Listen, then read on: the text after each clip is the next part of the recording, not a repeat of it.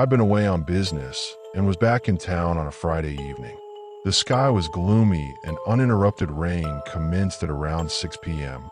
I recall because the creaky windshield wipers on my Ford were whining like something being pulled across glass that did not want to be touched. I was exhausted, mentally drained, and just wanted to go to bed. But something was off the instant that I stepped into my house. My home was off. I don't say it was broken into or burgled. Nothing was taken. It just didn't smell right. The air was heavy, almost damp, but only within. The lights flickered once as I opened the door, and for a moment, I thought I saw a shadowy movement along the hallway. I rationalized. Jet lag. Trick of the light. I should have been gone by then. At around 9:30, I was sitting on my couch watching television with the background of a news show. Outside it began raining hard. The rain hit the windows like punches. The beat was peculiarly beady, like footsteps, but too rapid to be anything other than mechanical. And then there was a knock on the door. 3 heavy knocks. I did not expect anyone, and it was raining outside. Nobody sane would be outside in the rain. I was standing there thinking, and then crept back towards the door. Peeking through the peephole, nobody. I opened it up, nothing but rain. But closing it, I noticed something out of the corner of my eye across the street, a dark, tall figure under the street lamp. I couldn't see a face, just a form. Stock still, unmoving. I blinked and it was gone. I closed the door hard, racing heart. I double-checked all the locks and thought it was just shadows doing their magic. But the house was too still. Even during the storm, there was this sort of stillness that smacked into my head. I turned the television extremely loud. I craved distraction, some noise, then the whispering. It was distant at first, like someone speaking behind the wall. Then it got louder, louder. My name. I heard someone calling out my name, repeating it over and over. Michael, Michael. I stood frozen in my living room, attempting to find out where. It wasn't the TV. It wasn't outside. It was from the vents. Whatever was in my home. I took a flashlight and a kitchen knife. Ridiculous, I know, but when you're scared, you get stupid. I started with the basement. It was dark and empty and humid. Cold air and the drops of water sounded like they were echoing off everything. I saw something move at the back of the furnace where the shadows were, but when I spun to look, there was always nothing there. I crept back onto my floor, racing heart, not wishing to breathe too hard. I told myself if I searched all the rooms and could not find anything, I would get out of the house. Perhaps stay overnight in a hotel. But when I entered my bedroom, something was there. The window remained open so wide. The half of the floor was wetted with rain, and sitting on my bed facing away from me was someone, not stirring, simply sitting. I didn't scream. I didn't move. I froze as if a lid had been placed on my body. The creature was slumped over, dripping wet hair, stuck to its head back, heaving and sagging like it was breathing laboriously. I could hear it inhaling and exhaling in great tremulous gasps.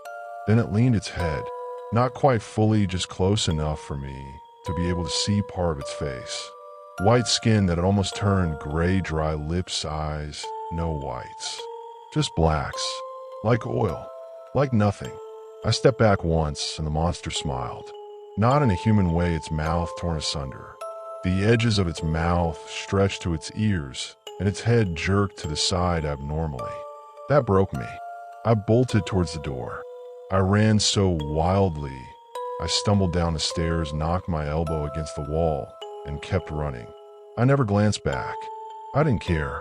I flung open the door into the tempest and dashed barefoot into the street, screaming for help. But the street was as still as a graveyard. No moving cars, no lights in the windows, only rain whipping down and the thud of my own frayed breathing. I drove straight to a friend's place on the opposite side of the city. I must have appeared crazy, wet, barefoot, shivering, but he invited me in. I explained everything. He didn't mock me. He didn't ridicule me. He just said one thing. You too? That's where he shared something that I'll never forget. 2 nights prior, something had followed him home from an overnight work shift. Spoke not a word to him, made no move to hurt him. just stood in the hallway of his apartment all night, soaked to the skin, muttering incoherently. Gone by morning. He said nothing to anyone. It was the same thing, the same presence. We left the lights on all night long. No more nightly visitations that night. But the fear did not cease. I never returned to the house. A week later, I hired a moving company to come and pick up my stuff. They called when they were finished, and one of the movers asked, "Hey man, did you have like a Halloween prop or something? Some spooky doll?" I replied no. He stopped for a moment and said to me there was something wet in your bedroom, just sitting there. But when we turned on the light, it was gone.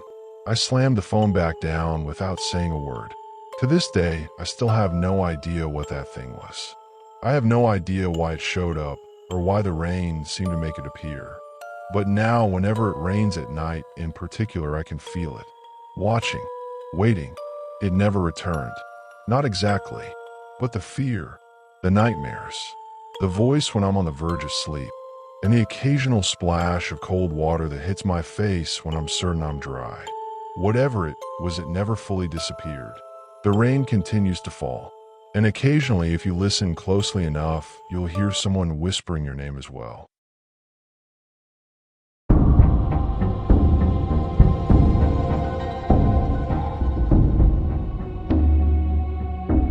It all started on a cold Thursday night in late October. My name is Daniel Carter, and I've never really believed in the supernatural. Ghosts, demons, curses, all seemed like stories bored people made up to spice up their lives. But that changed the night the rain came and never quite felt natural. I was house sitting for my aunt in the tiny town of Willow Creek, just outside of Portland. She had taken flight to Florida for a month and left me to maintain her old Victorian house that creaked whenever you were just standing there. The house was huge still and encircled on all sides by forest. Still, that is until the storm hit. It rained hard and insistently that evening, unlike the usual gentle autumn rain. It was as if the sky had opened wide. The pounding on the roof was thunderous. The branches were swaying uncommonly, as if attempting to escape something. I was sitting in front of the fireplace, wrapped in a blanket, watching television with the volume blaring, but I could hardly hear it above the storm. That is when I saw something different. The electricity flickered for a moment long enough to cause the screen to blink. That is when I saw her. In the instant of blackness, less than a blink, a woman stood in front of the big window. White face, matted hair plastered her cheeks, black empty eyes. She was there and she was not. I told myself it was a lightning illusion. I was so fatigued. Perhaps I was fantasizing. Then the doorbell rang. My stomach clenched. No one was meant to be outside on a day like that. I crept up to the door, unsure of what to do. I looked through the peephole, but nothing. No one was out there. I pushed it open a little way. Rain poured in, soaking the doormat, but the porch was clear. I slammed the door and locked it, my heart pounding. I did not sleep that night. The following morning, I saw muddy footprints in the house. Bare feet, from the front door to the basement. I did not go down. I cannot. Alone. I asked my friend Kyle over. He was the sort of fellow who never thought anything was serious, and I needed that. I did not want to go crazy. When he arrived, he joked that I was paranoid. Did you sleepwalk? He mocked with laughter. Or is the house at your aunt's haunted by a wet sock ghost? We both laughed, but it was a nervous one. Nevertheless, with Kyle there, I gathered the courage to go downstairs. It was mildewy and musty, the odor you get when you've spent too much time in the basement. We didn't find anything at first, no robbers. Just piles of old trash, cans of food on the shelves, and rusty old tools. Then Kyle pointed down the corner of the room. There was a puddle. Not any old pud light, it was the shape of a footprint. It hadn't been raining in the basement. There were no leaks. And there it was. Kyle fell silent. That's weird.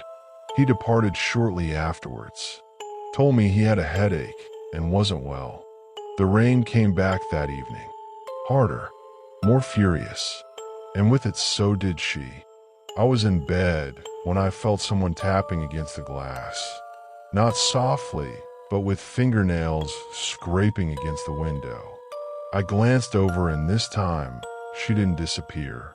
She was just standing there frozen, inches away from the glass, mouth open like she was screaming, but I couldn't hear anything.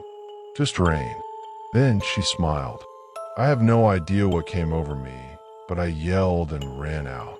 I took the flashlight and ran out into the rain, pounding hard. She was not there though. I found something much worse. There was that little stone well I had never seen before in the garden, and next to it, a soggy dress, tattered, faded, glued to muddy earth.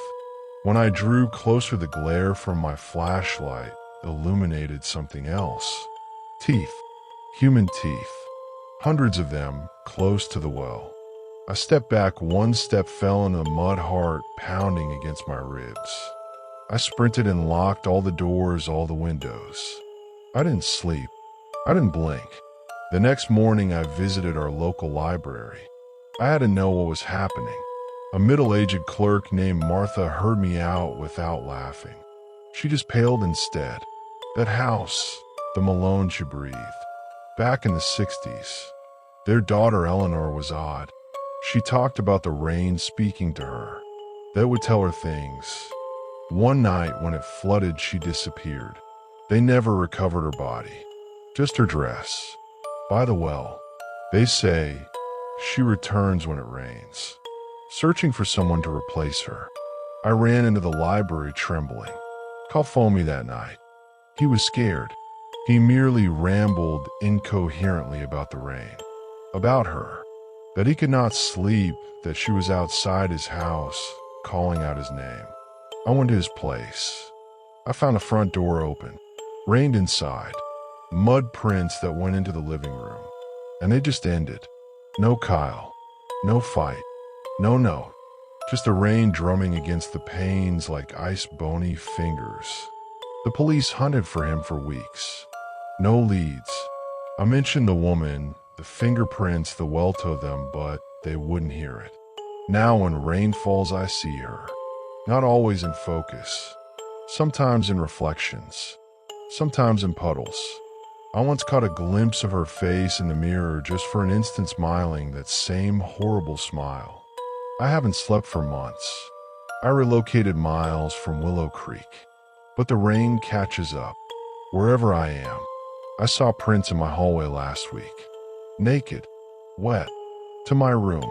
This storm has lasted for 3 days. If you hear someone at your window during the rain, don't look. Don't open the door. And for God's sake, avoid wells.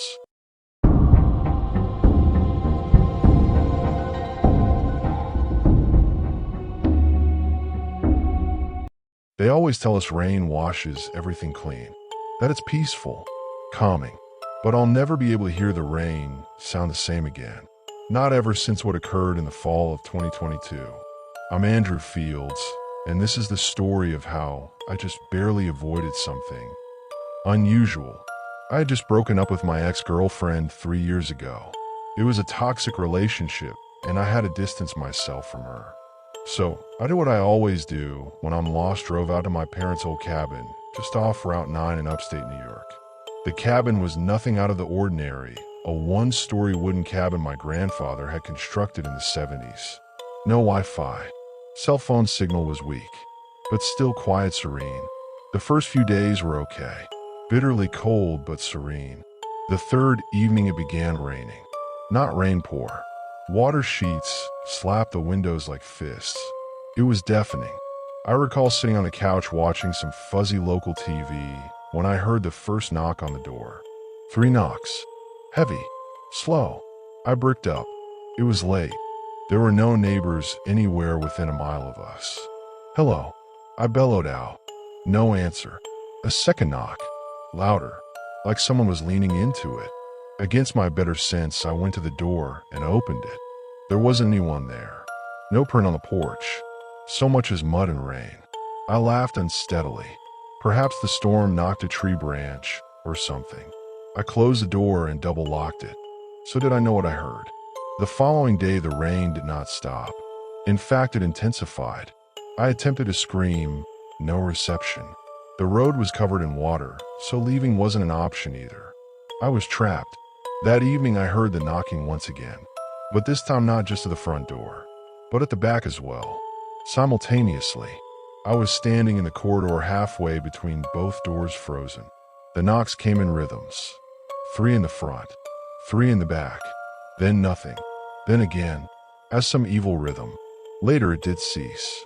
I didn't sleep a second that evening. The following day, I strolled around the cabin, searching for clues. That's when I noticed something that sent shivers down my spine.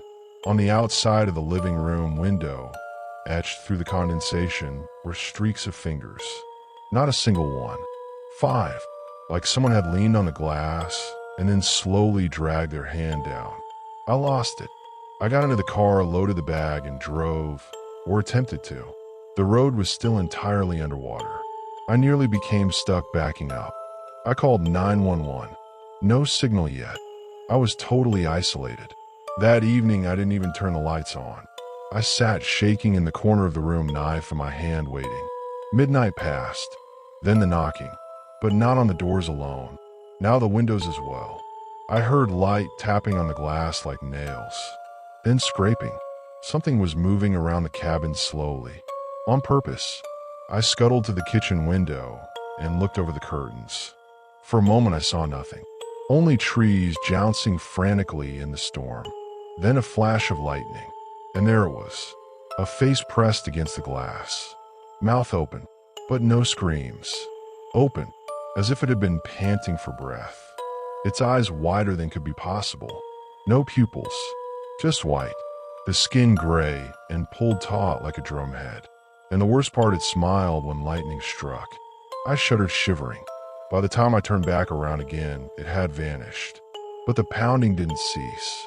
Not until dawn. I was finished. I didn't care if there even was a road left. I was walking out of that place. I took my bag, wrapped it in plastic, and walked into the storm. It was almost an hour trudging through water waist deep to locate the main road. A tree had fallen and obstructed the path. Climbing through it, I noticed something that made me stop cold. There were tracks, barefoot tracks, to the cabin, but not my own. They were small, about the size of a child. I spun around. There was nobody behind me, just rain and rain. I walked again. I walked for 5 hours, I suppose, before I came to the first ranger station. I was wet, cold, and half nuts. The ranger looked at me like a lunatic. "You're coming from the Fields cabin?" he asked. I nodded. "You're lucky. The entire area has been closed off for months." "What? Why?" I asked. "There was a landslide some time ago," he said. "A couple got lost in the region. Authorities searched the woods for days. Never recover the bodies. Just their tent, ripped open from the inside." I didn't speak to him, just looked out the window at the rain. It was still falling. I never told anyone the full story, not even my therapist. I've had nightmares ever since, always the same. I'm standing in the rain, and someone's knocking from the dark. Not a door, at a window, and they're smiling.